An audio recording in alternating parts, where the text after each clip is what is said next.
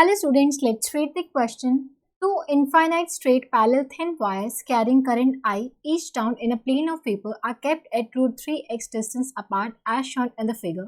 If magnetic field due to current in wire A at P is B, the magnetic field at P by A dash is. Okay, so हमें दो infinite straight parallel thin wires ये रखी हैं जिनमें current कितना है I each down in the plane of paper. ठीक है, ये जो दो infinite straight wires हैं in the plane of paper, इनकी डायरेक्शन हमें दिखा रखी है. ठीक है, ऐसी रखी हुई है in the plane of paper. ठीक है, रूट 3x डिस्टेंस अपार्ट, इन दोनों का जो डिस्टेंस कितना है रूट 3x.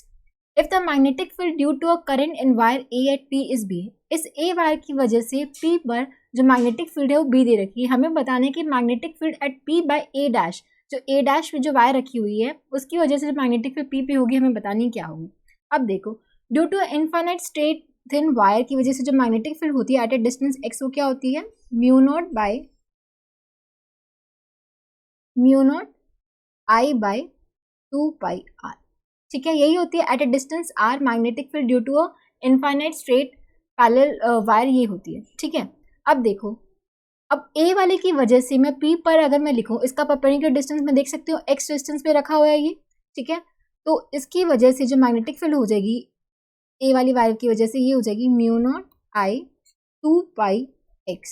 ठीक है, और ए डैश वाले की वजह से लिखूं, अब ए डैश से देखो कितने डिस्टेंस दूर रखा हुआ है ये डिस्टेंस दूर है. ठीक है, अब ये रूट 3x है, ये x है, तो एक तरह से राइट एंगल ट्राइंगल है, ये हाइपोटेन्यूज रिप्रेजेंट कर रहा है, तो ये इक्वल आ जाएगा हमारा रूट 3x का स्क्वायर प्लस x का स्क्वायर.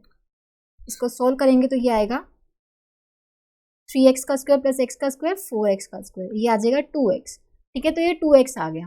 तो अगर मैं ए डैश की वजह से निकालूं तो ये आ जाएगा mu naught I, current I ही है ए डैश में भी, 2 पाई. अब कितने डिस्टेंस पे है ये 2x डिस्टेंस पे है. ठीक है, ये जो ए डैश पे डिस्टेंस कितना आ रहा है 2x, यहाँ 2x मैंने पुट कर दिया, तो ये देखो क्या आ गया 1/2 टाइम्स म्यू नॉट आई 2 पाई एक्स.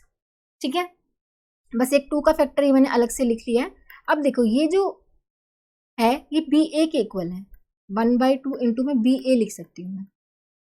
ठीक है, और बी ए वाले की वजह से जो पी पॉइंट में मैग्नेटिक फील्ड थी वो कितनी बी दे रखी है हमें क्वेश्चन में. ठीक है, तो इसकी जगह मैं बी भी लिख सकती हूँ, ये हमारी एक तरह से बी ही थी क्वेश्चन के अकॉर्डिंग.